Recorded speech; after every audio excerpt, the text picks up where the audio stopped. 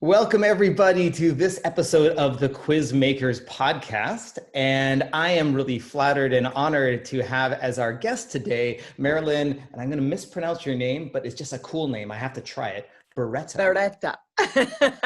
Merilyn Yeah. Beretta. Yes.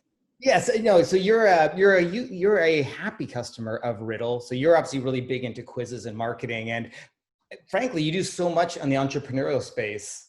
I think I'd better just let you introduce yourself. Sure. And as you can tell by my accent, I'm not Italian, but I married into an Italian family years ago.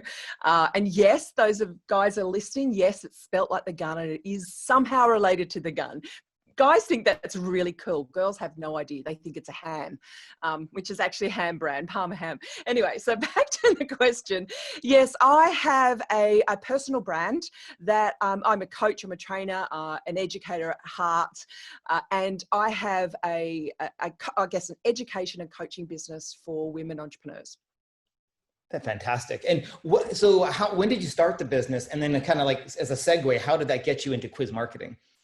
Well, interesting enough, I did years and years, decades and decades in corporate and various roles. Then I moved home I lived in England for many years, and I moved home to Australia, and I was still self-employed with a number of clients, but more of a consulting role, doing different things from brand architecture to strategic director, marketing, you name it. I was a bit of a sort of a Jill of all trades. Jill of all trades. Jill of all trades. So when I had in my heart to start my own brand, I always wanted to teach online and reach a wider audience. And, that problem of what do I do? I was that sort of person that was thrown into businesses to sort of fix things. So when we start online with literally zero audience, you're like, what do you do? So I actually started late. I was a little bit older, and I only started just over 3 years ago. Wow. So not long at all. And I started with creating some online courses. And it's interesting that I started right from the start with quizzes. So I learned how to do quizzes, and I learned how to do segments and, buckets and, different categories, which was right up my alley, because for decades I have taught personality profiling. And always I would naturally, I think it was the training and learning development person in me, I'd always naturally categorize people into, not stereotype them, but to understand them. Broad buckets. Was that? Broad buckets. This person is kind broad buckets. Yeah. And so I knew I wanted to start some sort of quiz, because I thought that they're really cool and fun to do. But I actually stumbled across the quiz that I've got now. The first product that I had, I actually started with sort of a course on life direction, and I spent a lot of time doing surveys online, and so I had hundreds of thousands of data points, and I actually discovered that the core motivation of what direction to take fell into 4 buckets or 4 categories. And I looked at them and I thought, oh my gosh, they relate completely to the broad personality types I've been teaching for decades. So it morphed into what I've got now is my wow archetype, which, I'm a bit tongue in cheek. I love being a little bit corny, but it's memorable and everyone loves it. It's the wow archetype, and it really focuses on the 4 core motives of personalities. And I use it as I guess an icebreaker, but I also use it as when I can really get around to it, I'm so busy, is I can then actually target the different results with different copy and different, it really does work to categorize my people like that. And we have a lot of fun with it once they... Well, with 4 archetypes, segments, that actually lends itself to personality tests, because it is that 4 broad areas that you can say, hey, someone who knows nothing about you, here's a broad area I think you fall under. Some advice. Very much so. And what people love about mine is it's easy to remember. You've got Myers-Briggs and you've got all that, and they're like, you can never remember what what is it, ENJFPQ or something like that. And you never remember what you are yourself, let alone be able to type other people or help others. So I created this specifically for entrepreneurs. And even though I target women, men love it as well, but entrepreneurs, because I found a lot of the personality profiles out there were written by corporate, middle class, middle management, often men, but for employees. So a lot of the questions were geared around that. So I made something that was, people have just raved over it. So yeah, it's been a lot of fun and really successful, but I haven't made the most of it yet. I still need to. It's only been almost a year since it went live, and I switched to Riddle, and it's just taken off even more. Well, we love to hear that, but actually that was one of the things. So at Riddle, myself and my co-founder lead all the support. You and I got into this really good chat. Yeah. About what you're doing. And I was like, oh my God, we need to get you on this podcast because you need to share what you've learned. So the thing that really caught my attention was I love the venture. I love the business idea in terms of getting a broader range of entrepreneurs to think, hey, I can do it, which is brilliant. Yes. There's so much of, no, I'm a white middle-class dude. So we have a certain amount of advantages, but people who might not even have that on their radar to get exposed to that. That's really cool.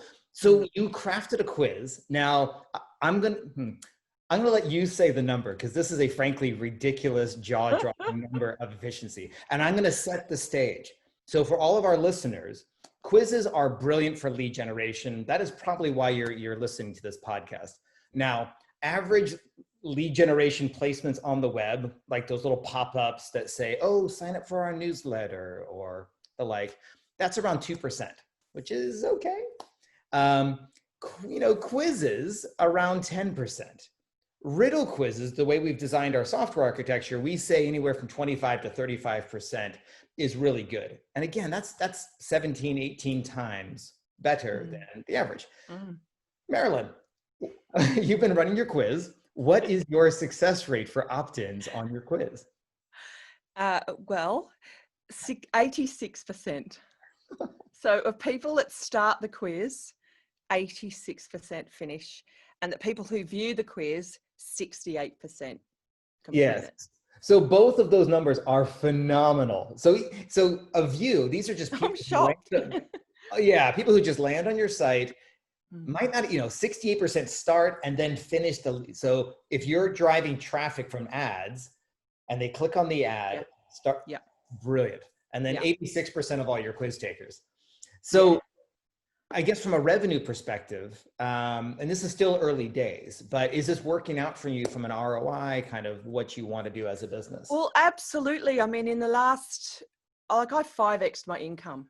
Like when I had consultancy, if you want to talk real numbers, I had my consultancy, but my online income, I think the first year I made like 25,000 or something, and that was from zero audience. No one knew me. I wasn't a celebrity. No one knew. And I think the second year 123,000. So, and this year I've already beat that. That was last year. I already beat that. With the beginning of August. So it's paying off. Yeah, and that's with the pandemic and everything else. So you obviously that's with the pandemic. Yeah. So the ads are going phenomenal. The click-through rates are high. The amount of shares, the amount of likes, it's just really phenomenal. And it's people are feeling understood. So I'm getting people emailing me saying, oh my gosh, no one's ever said that before. And especially there's one error, and this is quite interesting. And might be interesting to the viewers or listeners, is that a lot of people, when you're looking for that business idea, they say, look for what you find, you're passionate about. But not everyone resonates with that word. And I found that it's only sort of one of the 4 personalities that really resonates with that word. Whereas you say to other people, what have you got a heart for? Or especially, what do you feel peaceful around? People go, oh my goodness, that is completely answered for me. People have been telling me to go after what I'm passionate about. I can't answer that question because I don't actually feel strong passion, but I know what makes me feel peaceful.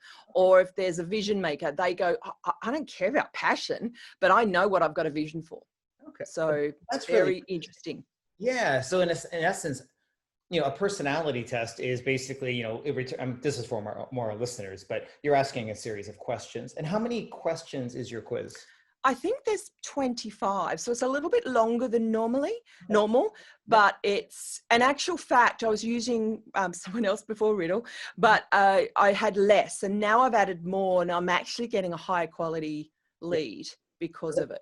So this is actually so this is brilliant. I love these types of chats.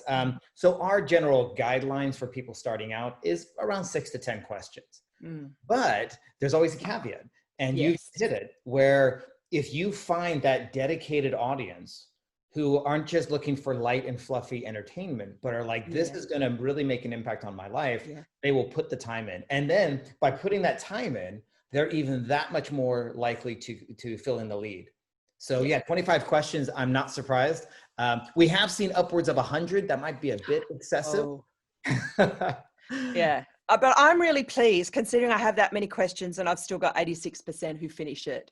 I'm pretty pleased with it. Now I'm talking to you, I'm going, flip, I need to do something on the back end of that.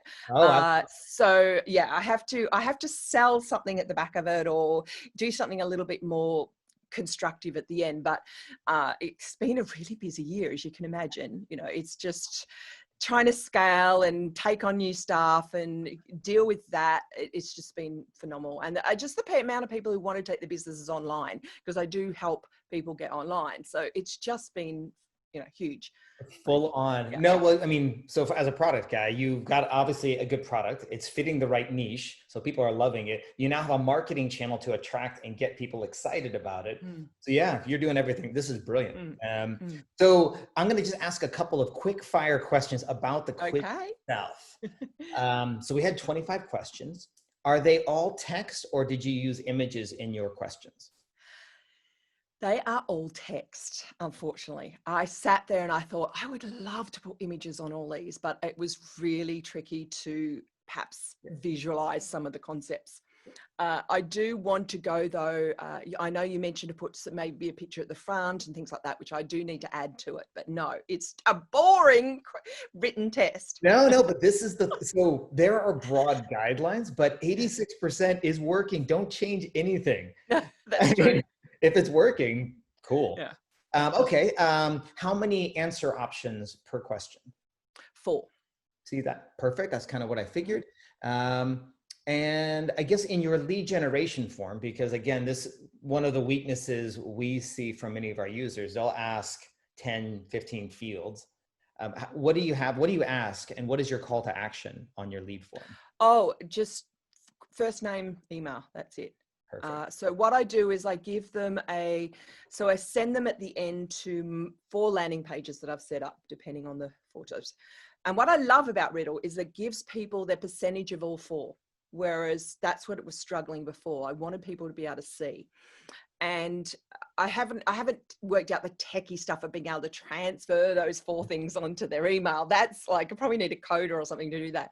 But it's it's got the 4 things there, and then their top result they get. So basically, it comes up with a landing page. It gives them a little brief paragraph. Congratulations, you are a vision maker. Da, da, da, da, da. If you would like the report, it's just a 1 line. If you would like the report, give me your name and email. That's it, not much at all. It goes through and then they get a thank you page, which me on a video explaining a little bit more.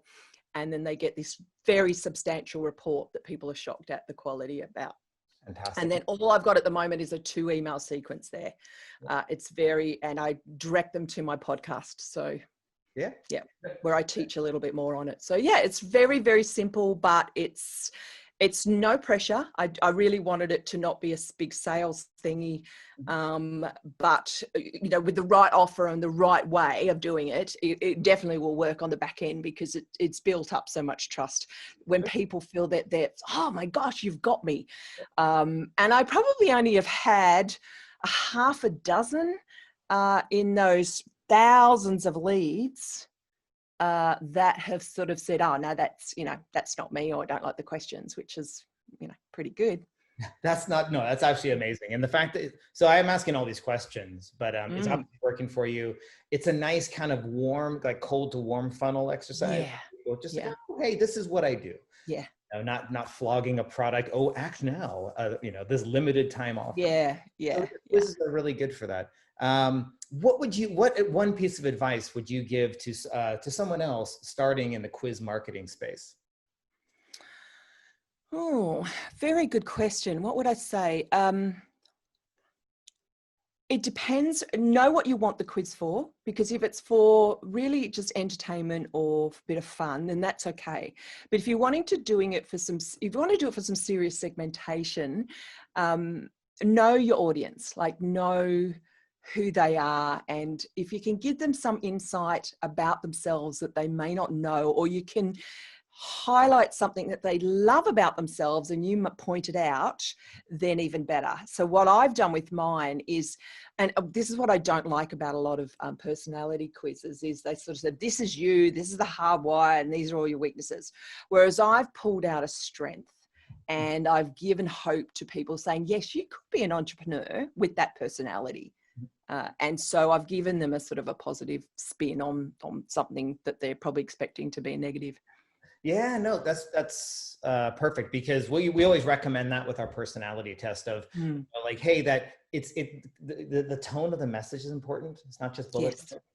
A bit of encouragement, but you also say maybe like, oh, there are some things to be, you know, with this personality, right? You're really good at this, and this, but be careful, because sometimes, so like Steve Jobs, for example, you know, visionary, but your manic attention to detail can be a distraction. So you balance it off and people go, okay. One good tip we give to our listeners also is to not sound completely definitive on the results. So absolutely. Yes, that is a good point too. We think you may be this. Okay, well, thank you, Merilyn. This has been awesome. I could talk to you for, you know, hours and hours.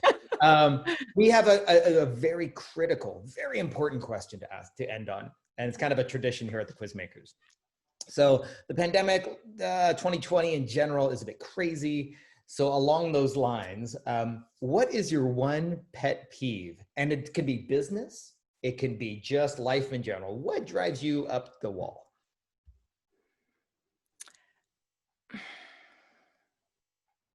I was going to be boring and say, you know, hard sell, or selling to me before you even know me, because in that industry, that is kind of annoying.